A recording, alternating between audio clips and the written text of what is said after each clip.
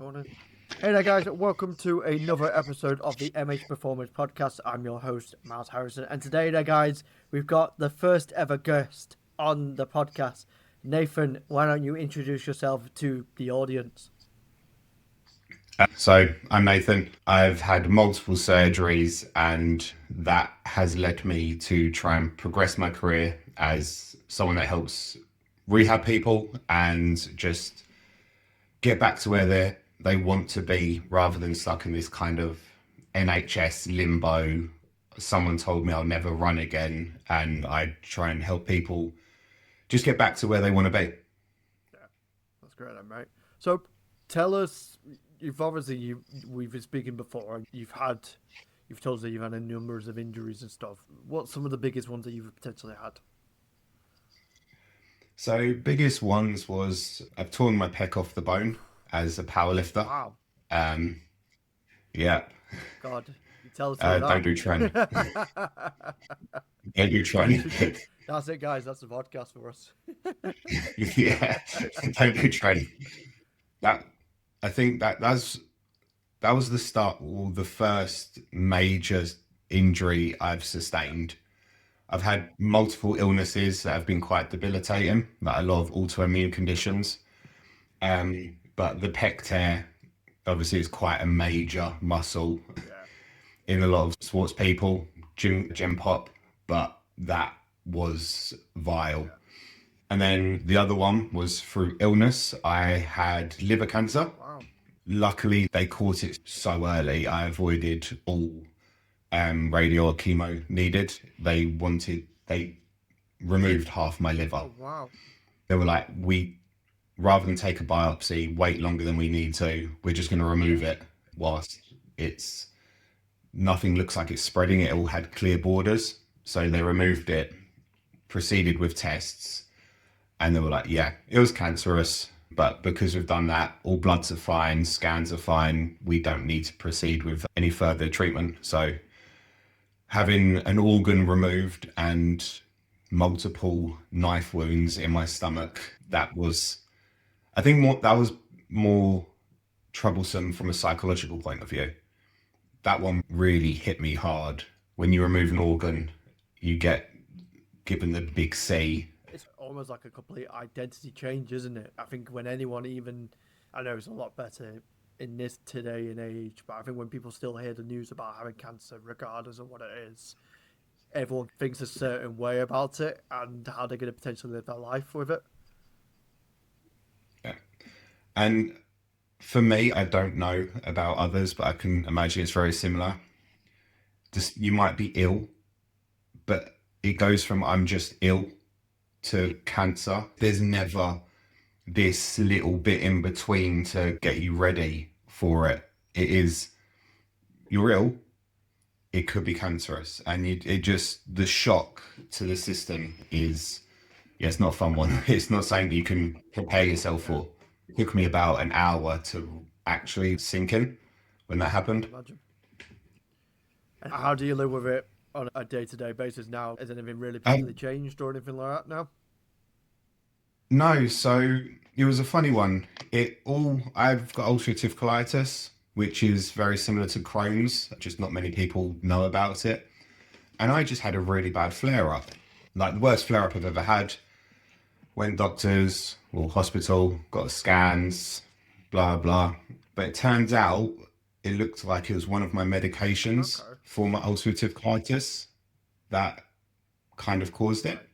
It's incredibly liver toxic, Okay.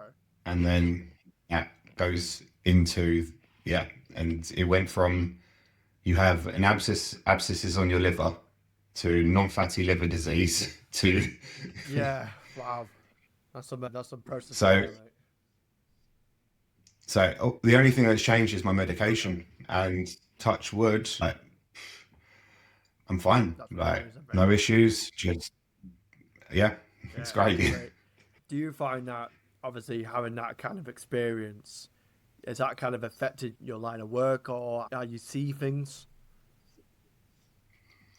I think I see things more from like how to relate to a client. Obviously, my journey has been quite traumatic with the diagnosis, the invasive surgery. When I'm talking to a client, I can talk about my journey, how I felt, and they can relate to me. They can see what I have still done in my sporting career or endeavors, and how quickly I've recovered, come back, and how it doesn't affect me now day to day. And I think when you can reach someone on a more personal level rather than someone in a lab coat, that really helps just connect with them. And I think that's all every profession is trying to do, is just connect with the individual in front of you. And I think that's some of the biggest wins we can get. And then they buy in, they trust the process, and then we hopefully give them the best results we can. I think even in this today and age where we've got technology, we've got AI on the rise and stuff like that, I think people are going to crave more of this human interaction more than ever. And I think people will come to you and kind of see, like you said, that kind of relativeness and kind of go, if this person in front of me has been able to do it, then he gives me a chance to be able to go through what I'm going through as well, which I think is great, Mm-hmm. right? Yeah, even it sounds silly, but even down to some clients, females that have had Yeah. C-sections, my scar is very close to a C-section surgery. Okay. So male, I know that can be a barrier to entry for some Yeah. people, completely reasonable. But even having a similar Yeah. story, they're like, oh, he actually gets it. Yeah. He gets it. Yeah. So I don't know. That's a blessing to work with maybe a population that wouldn't come to me in the first place for knowing that story. Yeah. Massively. And not to everybody, but obviously you've had other injuries as well. You've also mentioned that you've had a pec tear as well. I think that almost completely, I'm guessing even today, transforms the way you've got to think about training from the stage of potentially having, I'm guessing you've had surgery with it, to the point of Mhm. even like maybe even going through a simple upper day or something like that now. Yeah, some days it just feels like Yeah, crap. fair enough. It still does. I actually this was before I got into the work I'm with now, but I did have an incredible rehab specialist in my corner at the time. So yeah, he was great, and this will lead on to some of the other points we're going to get through. But I started my rehab before my Okay. surgery. We got everything as strong, as mobile as we could before surgery, so we were in a better place. And then all I do now is I just go through similar principles of what my training requires, make sure my shoulder's in the right position, got good range of motion through my arm, and then just lock in. And if I have to, just drop 10 kilos or something, or just spend extra time warming up. Is that I just consider it the same as sometimes we wake up and our back feels like Yeah. shit.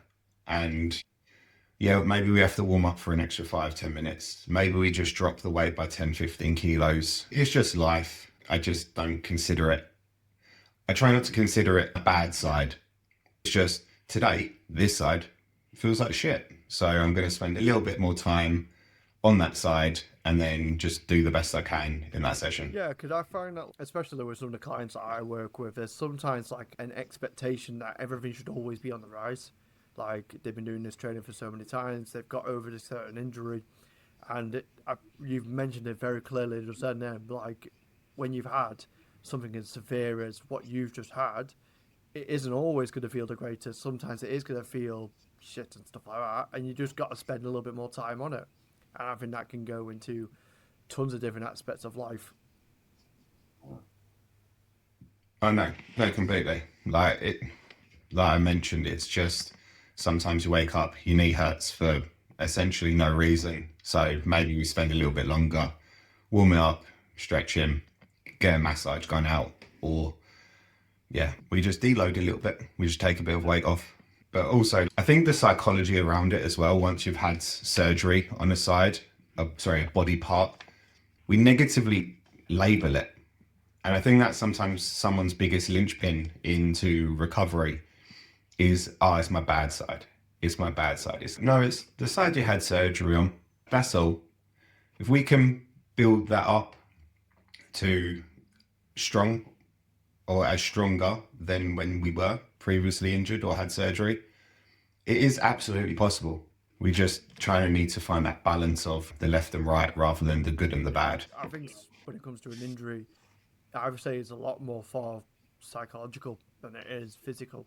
As with my own personal experience, as someone who has broken his leg through my sport, there are times where there's nothing generally wrong with my ankle, but because I've had an injury in the past, you play on it.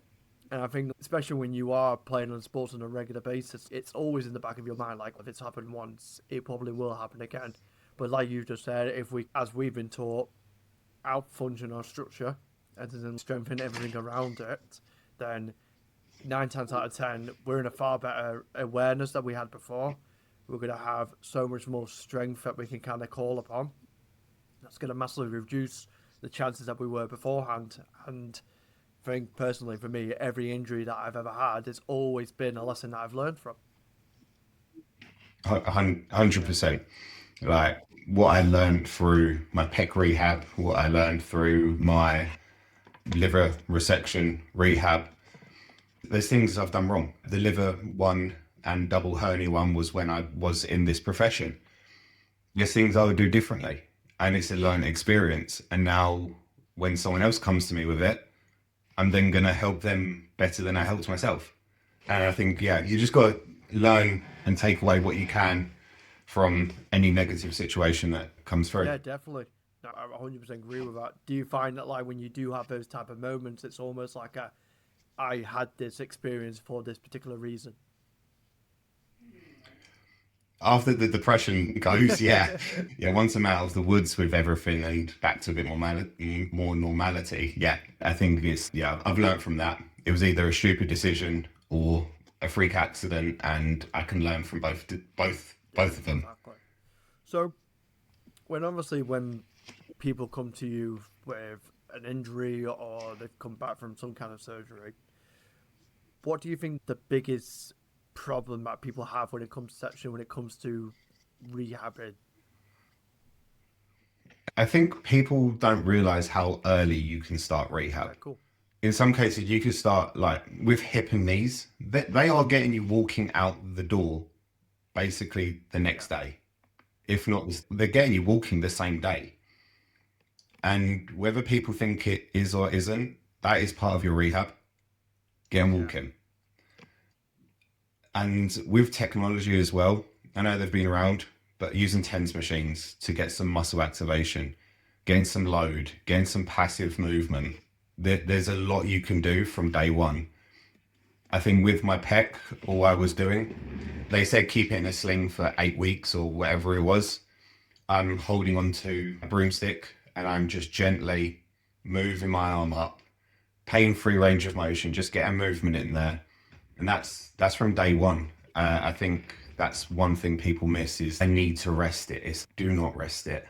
Be sensible, but do not rest yeah. it. I think also as well, you just mentioned the whole thing about time scale as well.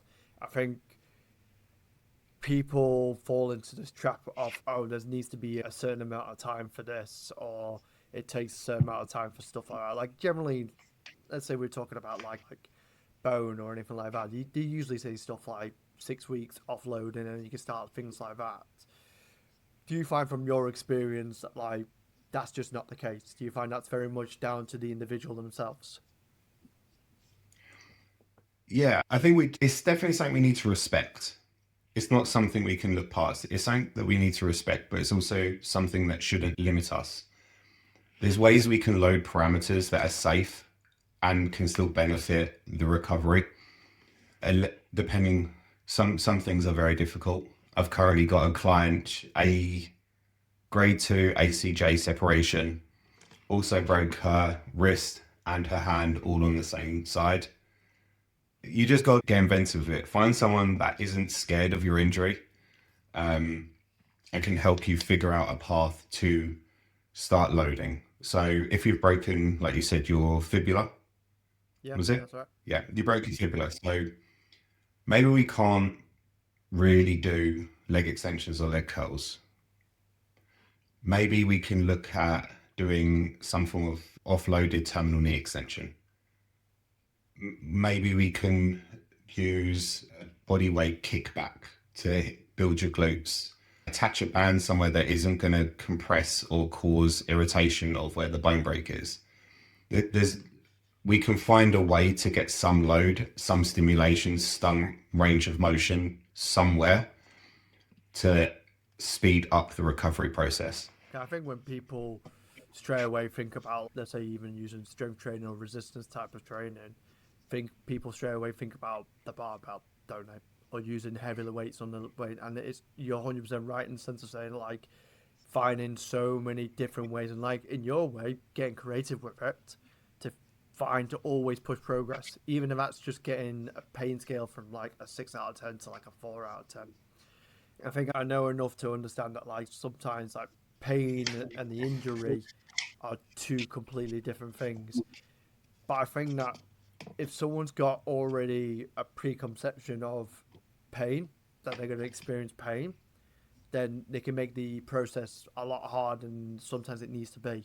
How would you get around from that? So let me just think on Yeah, that of course. one. Sorry, are you asking how I talk or coach the client out of fear of movement? Is Yeah, that kind I'd of say, where we're like, going? obviously people Yeah. have got their preconceptions of, like, how maybe some people are doing stuff, or when you kind of come with them with a brand new idea of saying, look, we're going to get you moving straight away. We're going to probably apply some loading, whether that's form of light loading, isometrics, all that type of stuff. If they've got a tough way of seeing that, how would you kind of move around that, or help someone to kind of see that, no, this is safe, and if anything, really, this is actually give you more help than actually just sitting down resting all the time. So with my job, I'm able to do manual therapy. And I think manual therapy can get demonized by a lot of people online, but is a great way to downregulate someone's pain and increase range of motion Okay. passively. And I think if we can use manual therapy as a way of maybe making less fear, less pain for a client, by if I'm just gently lifting their arm up, then they've got a lot less fear. They they probably can't do that themselves, but if I've downregulated some of the pain, some of the muscular guarding, and we can start just like me with the broomstick, Yeah. just it's the exact same, but they've come to you with they want to trust you. Hopefully, they buy in, and then you can kind of show them that movement isn't a bad thing. Yes, we need to respect where we're at, but if I can manually get you here and it's on the low end of the pain scale, then maybe we can do some isometrics here that you're now in control of. So giving them a little bit of empowerment of, oh, I can move here, but we're not going to push it any further. You are now going to be in control of how hard you push something.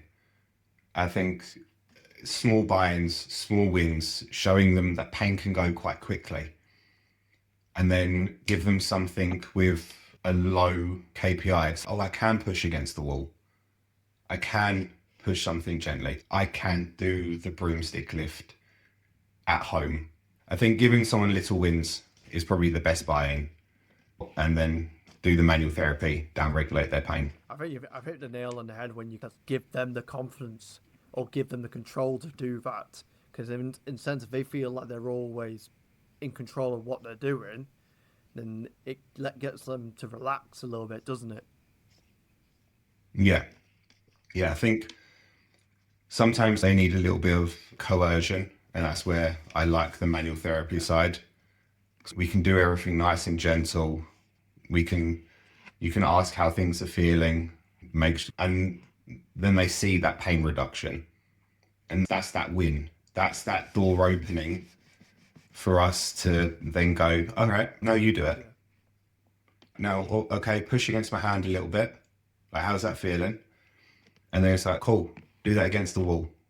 Um, and then, like you said, giving that confidence back to them, and then hopefully That's something that they can continue doing without me. And then once they've reached a stage, we can progress that. And then we're running. We're Yeah, running. brilliant. Do you find that a certain type of a client or an athlete will have different opinions on it? So what I find is like with maybe the older generation, they've got some older beliefs about exercising in general, rehabbing, compared to some of my younger athletes who all their life they kind of know that strength training and stuff like this is really beneficial. Do you also find that depending on who you're working with, that you're gonna have different sets of beliefs and different challenges to face? I think, yeah, you're complete. Young athletes, they're used to working through injuries, always playing hurt, which is it's just part of it. We're pushing limits all the time, and we are going to get hurt. With general populations, not even just the older populations, just gen pop, they don't experience discomfort the same way as Yeah, athletes. If something hurts, it's I'm get stopping. over I'm stopping. I'm taking a week off. it. They are the hardest people to kind of build trust with, to show that this is what's needed. We do need load. We do need to go into the gym and get some strength. Your life isn't over. Surgery isn't the only option. That's what a lot of them think. They're like, oh, does this need surgery? I'm like, no, your shoulder Yeah, hurts. yeah. If I've done It's, something, it's it's usually well, one of the questions I tend to get. Have I done something serious to it? I've torn my shoulder. I think they're the hardest people to believe, to buy in, but it's the exact same. Once you get them little wins, then you just hit the ground Do running. you find that education in that kind of realm helps them a little bit? Because I find that sometimes, because obviously we've known each other through the kind of prescript community and all that. We speak a certain language, we understand these things. If we try to translate that to everyday clients, sometimes they get a little bit lost. You can see when we're talking to them, we're kind of like, we need to turn this down a little bit. Do you still find that educating a client to some extent allows them to maybe go and do their own thing on their own way and find out a certain path for themselves? I do, but that's probably one of my biggest problems that I need to work on Okay. myself is educating a client at the level they're at. Okay. I spend a lot of my time talking to people like yourself, people like in the pre-script, and I sometimes lose clients when I try to explain things. You Um, can see it, like you can see so they're almost going like dazing out as you speak to them. You're like, "I've lost you. I've lost you at the pet." it's something I'm working on. It's something I'm getting better at. I've resorted to using a whiteboard a lot. Okay, I get that. Uh, my drawings are atrocious, but yeah, I've always tried to educate, but it is definitely something in the last probably year that I've been refining how I talk to clients, how I describe something, how I explain that their pain might not be from tissue damage, or it's the way they're moving isn't quite optimal for the task that they're doing because there's some muscular imbalances and we may not have range of motion. I've definitely learned to change my language depending on what room I'm in. I think that's my biggest thing I need to work on. And since doing that, I have had better buy-in results. Cool, brilliant. Like I've had people take me up there and then rather than wait until their shoulder hurts again to rebook. I've had people like, no, that makes sense. How do we do this? And another one that I've learned is mainly with more complicated or severe Yep. injuries, if we draw a graph and explain the process, Yeah. like we're starting with isometrics, we're then going to increase range of motion. We're then going to go into more power development. Then we're doing return to sport. Give them like where we're going so they know there's a process and they can buy into the process before rather than like, we're just winging this. I think as well, like we've already touched it slightly with the age of like technology and AI and stuff like that. Like some of the conversations that I've already been having with my clients is very much like we're living in an age now where information is coming so easy to access and you can get a pretty decent level. But I think what you've just said there, that whole process of application, giving someone a no, this is a roadmap for you. We're going to get you to A to B, and this is how we're going to do it with confidence. I think that's going to be something that's going to be so important going into the future as well. Flipping it onto the other side, I know you've mentioned like kind of athletes and return to play. Do you find that first of all that someone maybe when they're pain free, letting them know that understanding that maybe the injury's not fully healed or we still have to think of it in some kind of way? What's your kind of like experience in that kind of realm? Yeah, this sounds really mean. I sometimes wish clients stayed in pain for longer. Okay, okay, very interesting. Hear me No, out. okay, Hear the me stage is out. yours, mate. If they stayed in pain for longer, they would still think that they need to tick boxes to get back to where they need to be. When someone's pain free, they think that's the green light, that there's no more work to be done.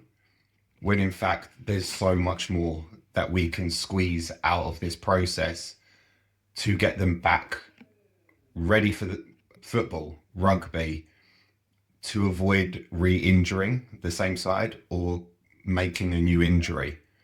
I think and it's physios, or everyone in every industry gets a bad name for just wanting money. It's not about that. It's about creating a journey. Like you wouldn't put someone in a boxing fight after having two Yeah. lessons, thinking they can punch. If in two rehab sessions they're pain free, it doesn't mean they're ready to go run a marathon. There's so much more we can squeeze out of the performance aspect and the return to sport bit. And I think we're going to touch on it later. It's that return to sport bit. I think a lot of rehab misses, and there's so much you can squeeze out of that to give the player every bit of confidence going back to what they want to do. Yeah, because I something that I explained to some of my athletes when they're returning back from an injury and said like, look, you've had a certain amount of time where you've been possibly away from trainings, matches. There's an element of decondition that's happened and occurred, and just because there's no more pain that you're experiencing doesn't mean that you're at the level that you were before that injury occurred. So we need to obviously spend time to build you back up to it. Probably won't take you as much time as it had in the past, but there's still an element of there's still a lot more work to be done. And also, like you said before, if it's an injury that is occurred through doing the same things over and over again, whether they've not been moving particularly the greatest, they've had a previous injury that's just not got away, there's stuff that needs to be done around that, whether that's from a movement quality side, strength side, and an awareness side of it that we need to potentially work on. But going back to this return to play, if you got an athlete there who wants to get back into the game and all that, what kind of checkpoints are you giving them to give them the green light to kind of say, no, let's introduce sport back into the mix of all this? So what I like to think about with team sports is like I almost want them to get back to the training environment of the almost the social side. I like them to get back to that quite quickly, like within reason, depending on where they're at in a season. Because that's what they're in team sport. I think that's what they're missing most is that social element, Absolutely. like their friends. So what I might do is I might give them certain drills to do with their team for their rehab. But the thing that I find is missing, sorry, the things I like to make sure are ticks before we go back to that is I want less than a 10% strength difference between the injured and the non-injured side. I want to make sure that they can absorb and produce force, like again, fairly equally. There's no hesitation. I want to make sure accelerations like spot on. If we're just talking about like football, rugby, running related sports, deceleration, I think, is something that people don't spend a lot of time in. Definitely, yeah, I agree. Um, Learning to decel, we need to make sure that, like, doing change of direction work, what I've learnt very recently is people will use their bodies will find a way to avoid actually loading a certain side. It looks like they're cutting, it looks like they're changing direction, but they're avoiding using that working side. Can you So we need to potentially make give sure us that, an example in that kind of way? Any quick ones? yeah, so if we just go to a basic, like getting someone to run straight, left or right, you and they've injured their right leg. So they'll run right, they'll use their left to change to the right direction. And then when they're running left, they'll probably still load their left side to avoid that right leg. And the same if they're like, obviously, then we'll change the degrees of change of direction to make it more aggressive, back pedal. They'll always favor or try and offload that side, which then later down the line could, if they're forced to, they could re-injure that side or put way too much load, or a combination of too much load and too much applied force in a very uncomfortable position on the non-injured side. And that's where, again, this is something I like to emphasize, is we need to have a chaos element of rehab. Okay. So a reactive side where you're shouting left.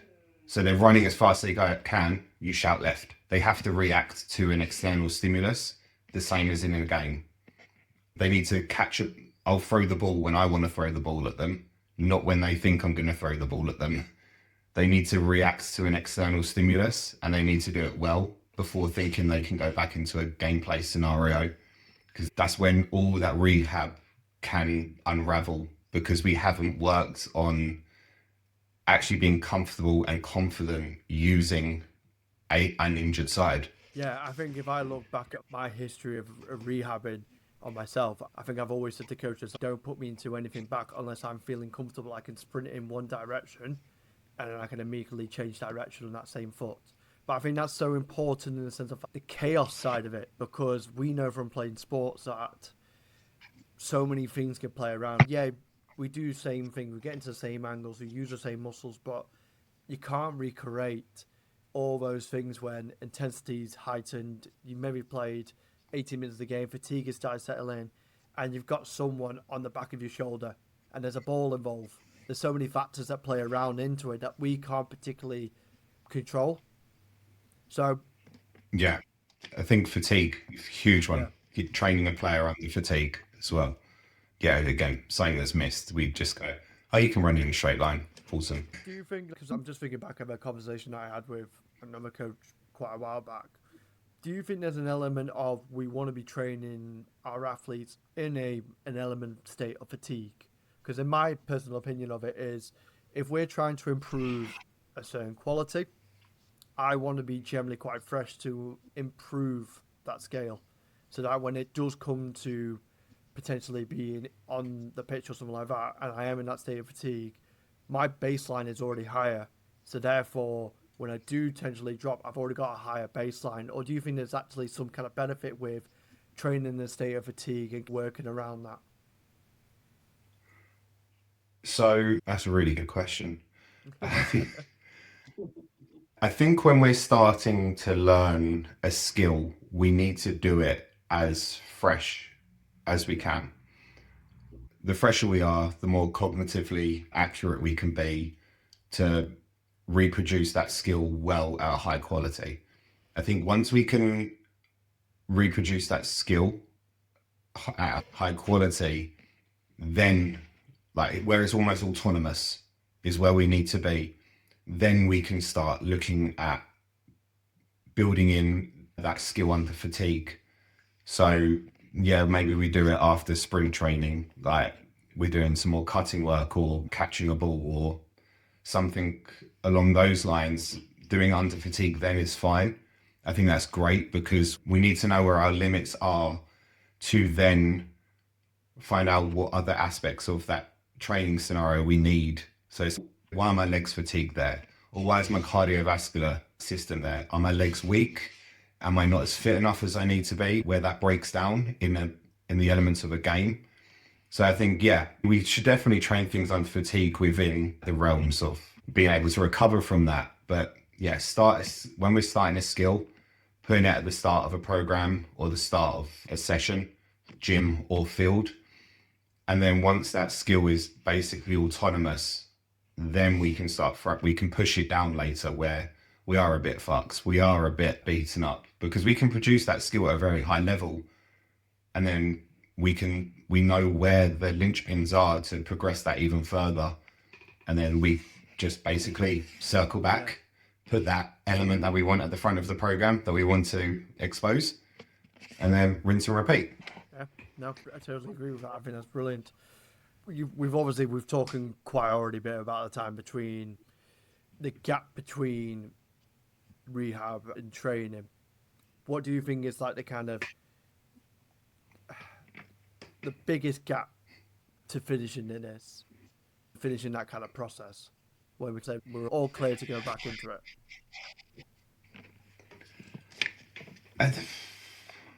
It's a tough one. I feel like it's quite dependent on the client and how they feel about it as Yeah, well. I think is getting them wins on the pitch in a rehab session, like responding to the chaos, responding to fatigue, being able to reproduce those skills. That's a tough one, but you gotta look at it what from a. would hope? You also got to look at it from a point of, yeah, you've got the aspect of the injury itself, but also I think something that's even more important, the psychological around that, because you almost need rehabbing from both sides of it, especially if it's like a nasty challenge or something like that. Like some players I know from my history with football, they won't go to a challenge again after having an ankle sprain or an ankle break because of a challenge or something like that. So how would you deal around that, or maybe even start the process around that? So I think you just got to expose them to these scenarios quite gently. Like we should, by this point, we should have ticked all of these boxes, all of these scenarios in rehab.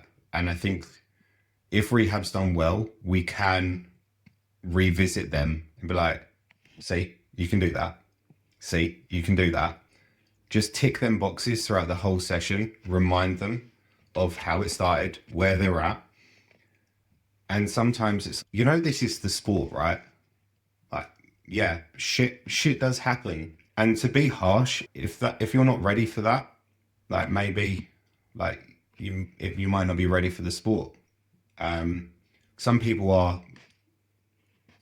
So I know some people that yeah they've had an injury and they're not going back now. Doesn't matter how good the rehab is. Sometimes, like for me, powerlifting. Yeah, no, I've had enough injuries. I don't want to go back anymore. I could, I don't want to. That's where it's really player dependent. But on the positive side, sorry, I got really Yeah, that's negative. fine. That's fine. I think it's good to from look at that kind of point because I felt like that was me last season. But I went through two bad ankle sprains that kind of left me playing so many less games than I thought I was going to.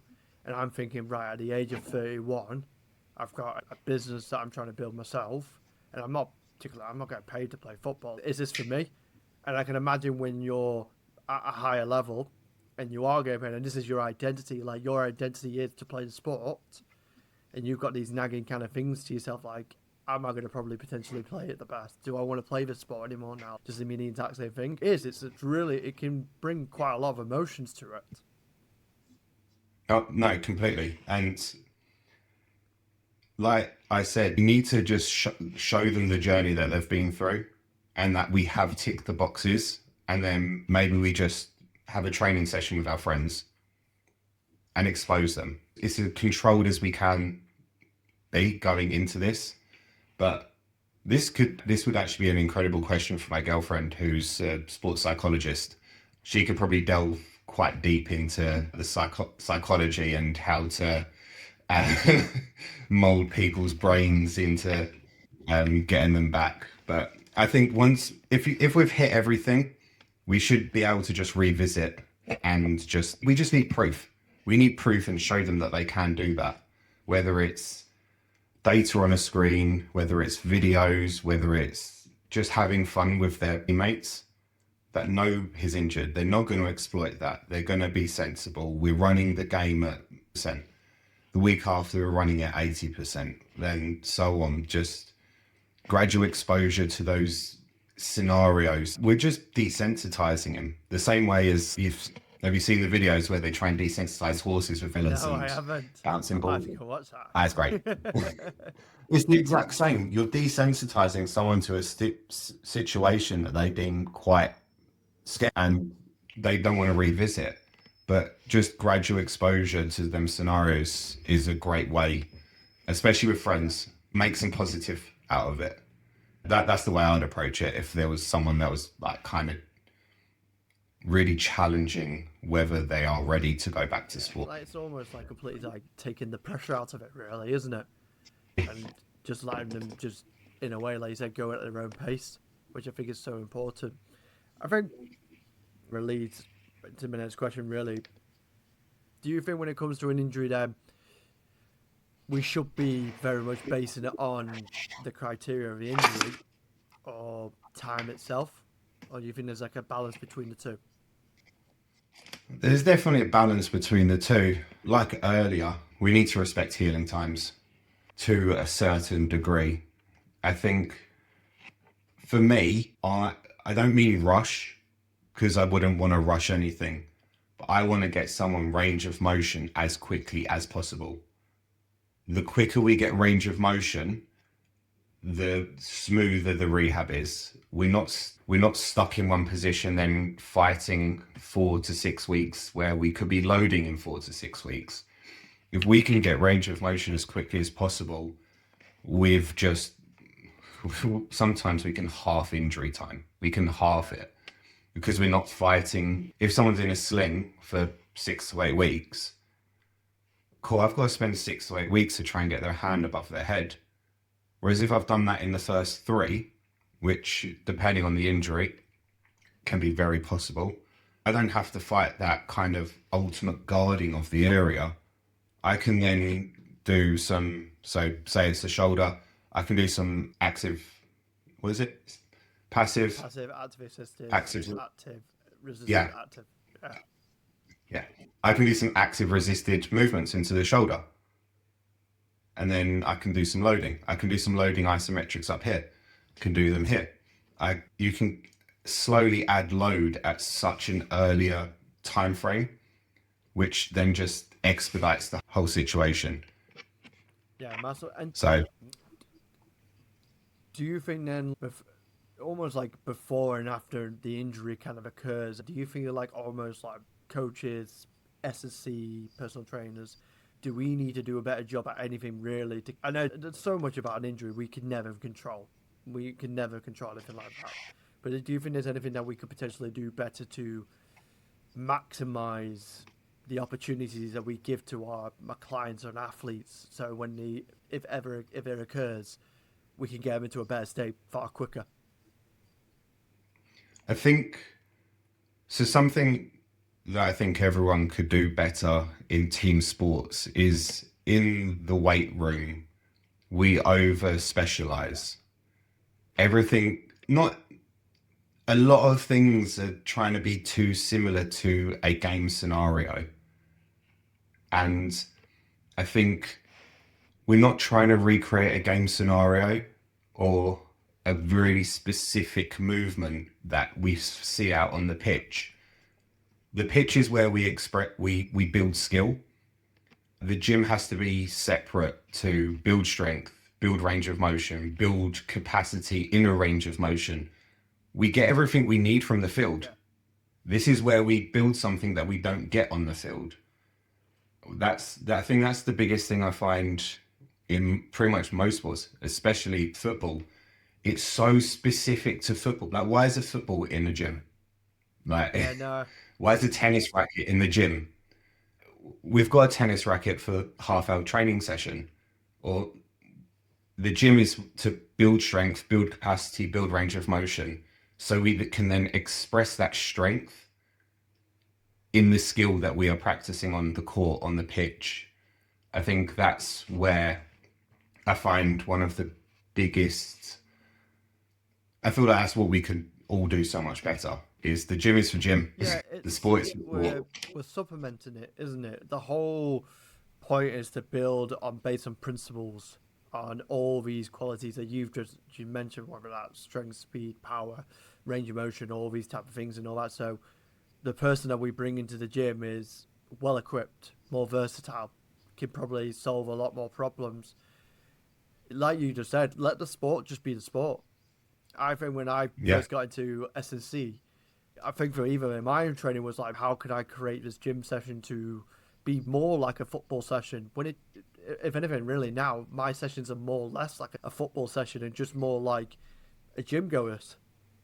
And yeah, I think there are certain things you can do that can bridge the gap between gym and the pitch completely, massively and all completely. that. But I don't think, like you just said, like we need 100% mirror. Sometimes the opposite can be really useful. I think Rick Pratt, we speak to on a regular basis and all that. Like sometimes even giving like athletes bodybuilding type of stuff to build muscle, to build the capacity, to build tissue tolerance.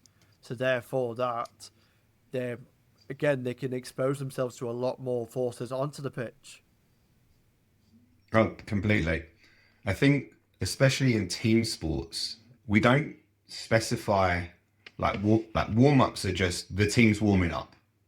Like the team, we're doing this warm up, and I think from an injury prevention point, we may need to get a bit more individualized with how we're warming up from previous injuries, from just some guy can't get into hip extension or can't. Let's get a little bit more specialized with how we warm up the individual rather than make it a team. It doesn't take long.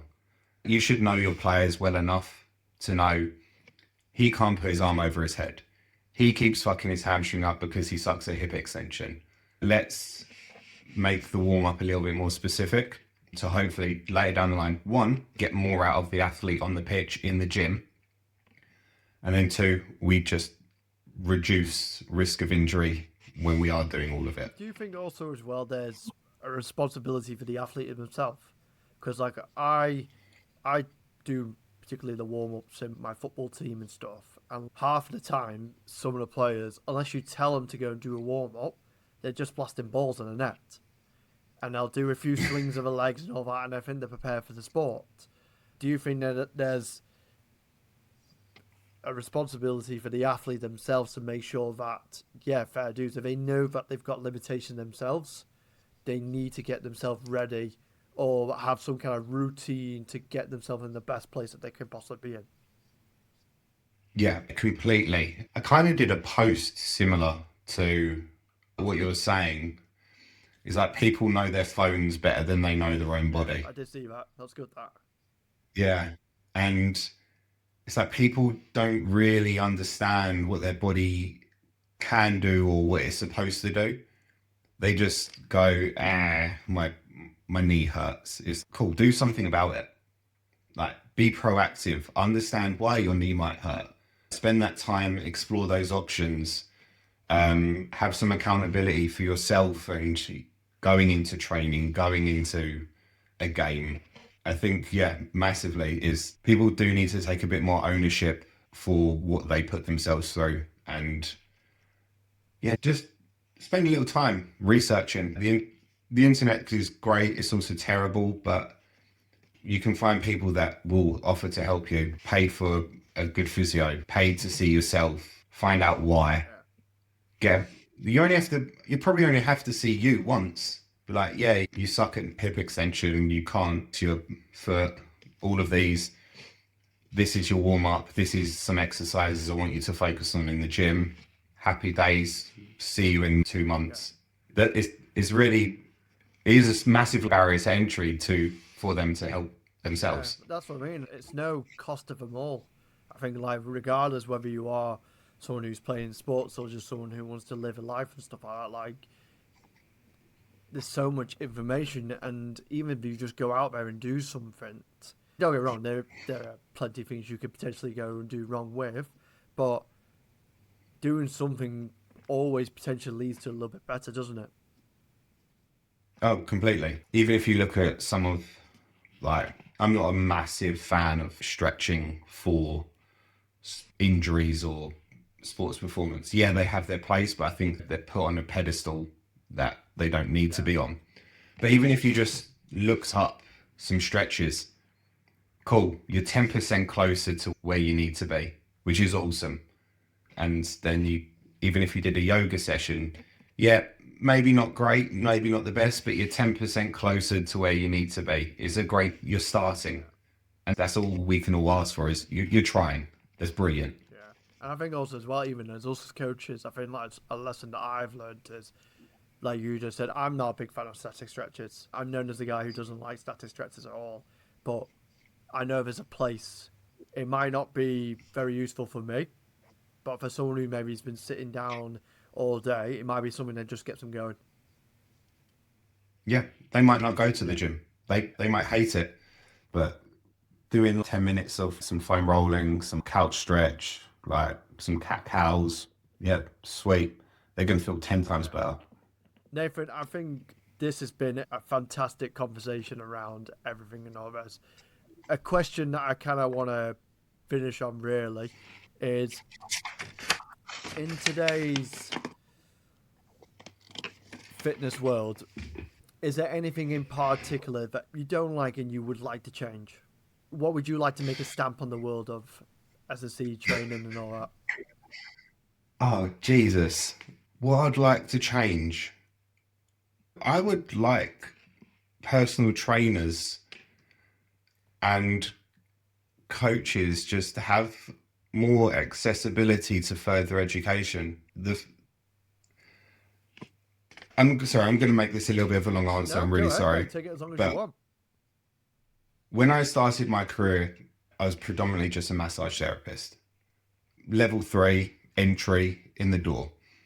This isn't me being arrogant, but very quickly I was getting better results than most people with higher levels of education than myself. Level four, level five, that.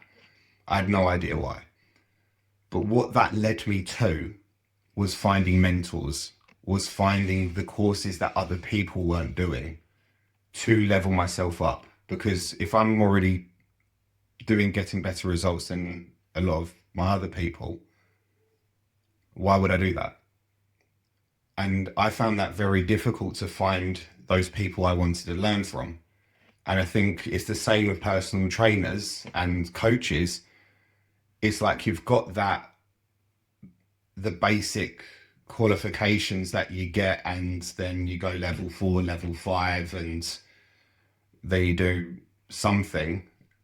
But they, from what we're learning at the moment, Jesus Christ, there's so much you don't know. Yeah, man. It's a And whole new world, isn't it? and it's and you don't know what you don't know. So this isn't me, anyone or any profession out, but if there was more accessibility, more awareness around what is out there, the whole industry would be in such a better place. Massively.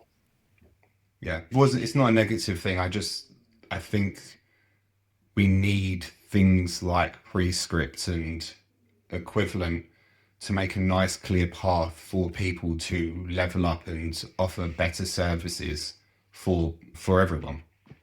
Sort of low key ad there, but yeah, I'm sure they'll appreciate that.